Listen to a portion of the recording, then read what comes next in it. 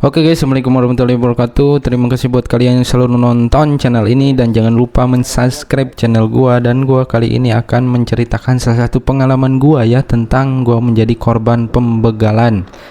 Yang dimana ya buat kalian selalu berhati-hati karena modus-modus di jalan itu sangatlah banyak dan beragam guys ya. Jadi banyak juga gua akan menceritakan juga yang ada di sosial media kepada kalian yang belum tahu nih bagaimana di jalan itu harus selalu berhati-hati, apalagi kita lagi riding sendiri gengs. Jadi buat siang ataupun malam hari pelaku-pelaku tersebut selalu mengintai kita di mana saja, dan kuncinya adalah kalian itu kalau diberhentikan oleh seseorang yang ada di belakang kita yang mengikuti kita, apalagi itu kalau nggak salah sampai 2 motor ataupun ya 2 motor itu karena berboncengan ya, bisa jadi 4 orang ya, satu motor itu 2 orang.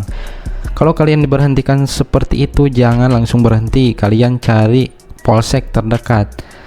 Jadi video yang kali ini ada seorang pengendara motor perempuan yang dipepet oleh seorang laki-laki yang tidak dikenal gengs. Coba kalian perhatikan video yang satu ini.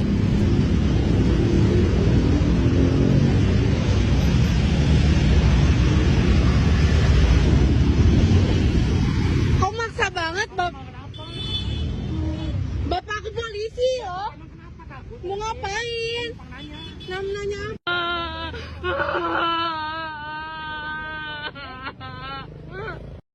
Jadi gitu guys, jadi untung kejadiannya ini siang, jadi perempuan tersebut masih bisa minta tolong ke warga. Coba kalau malam ya, itu jarang sekali ada orang, karena laki-laki tersebut dipepet, maksudnya mepet ke perempuan yang ada di video ini gengs. Jadi apalagi perempuan ya, jadi si modus laki-laki itu katanya mau nanya-nanya doang, dan perempuan ini bilang kalau bapak saya polisi itu sebagai gertakan saja sebenarnya ya.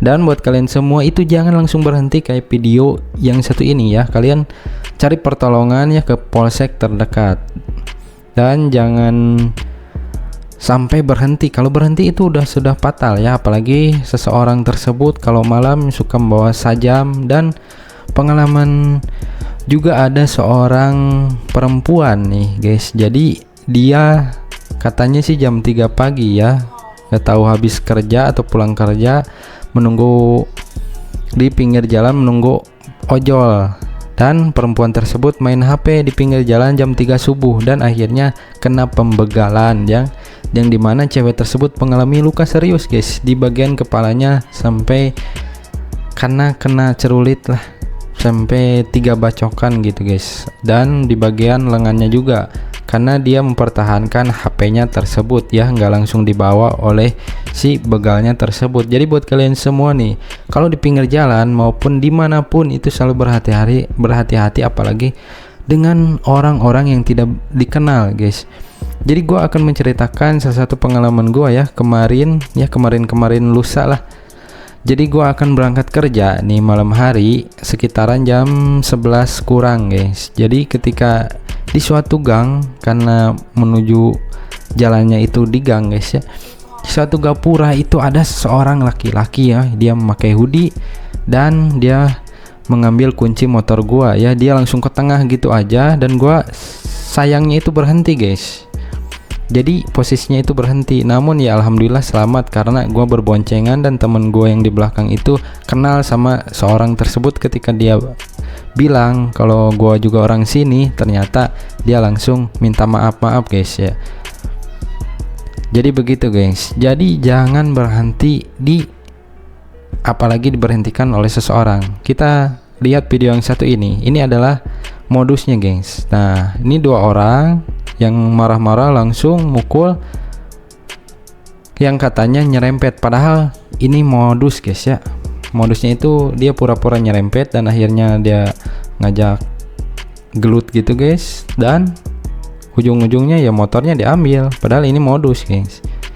Jadi modusnya ini adalah pura-pura tertabrak atau terserempet ya, ketika kita diberhentikan itu berhenti udah fatal, apalagi kunci motor tergantung guys di motor tersebut. Jadi untuk kalian yang motor-motornya itu masih ada anak kuncinya ya guys ya, jadi selalu berhati-hati, anak kuncinya itu cabut atau kita lari atau berteriak ya, Di jalan yang sepi itu kalau sudah diberhentikan seperti itu, kalau opsi gua ya, itu jangan mendekat ke pelaku apalagi mengajak interaksi secara langsung ya. Kita langsung lari berteriak minta tolong karena dia akan bawa sajam, karena dia juga sambil mabok dan dia akan berani melakukan apapun demi kemauannya ya, pembegalan atau motor kalian dibawa. Jadi buat kalian yang selalu membawa anak kunci atau motornya itu masih ada anak kunci ya, nggak seperti NMAX ini. NMAX ini udah menggunakan keyless. Jadi kalau keyless ini ya agak-agak aman lah, kalaupun dibawa jauh itu nggak akan hidup lagi ya. Kita bisa susul atau kita geretak juga ya, intinya selalu berhati-hati gengs.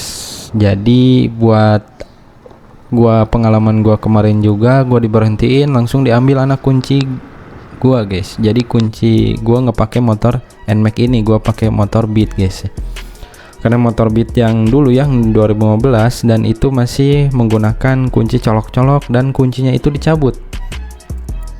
Langsung dia menggeretak, dia minta uang nggak terlalu besar sih, cuman 20.000 guys. Tapi ya ternyata gua berboncengan, yang di belakang gua itu kenal sama orangnya dan orang itu langsung minta maaf. Sebenarnya orang itu sama kayak yang dibegal yang tadi gengs.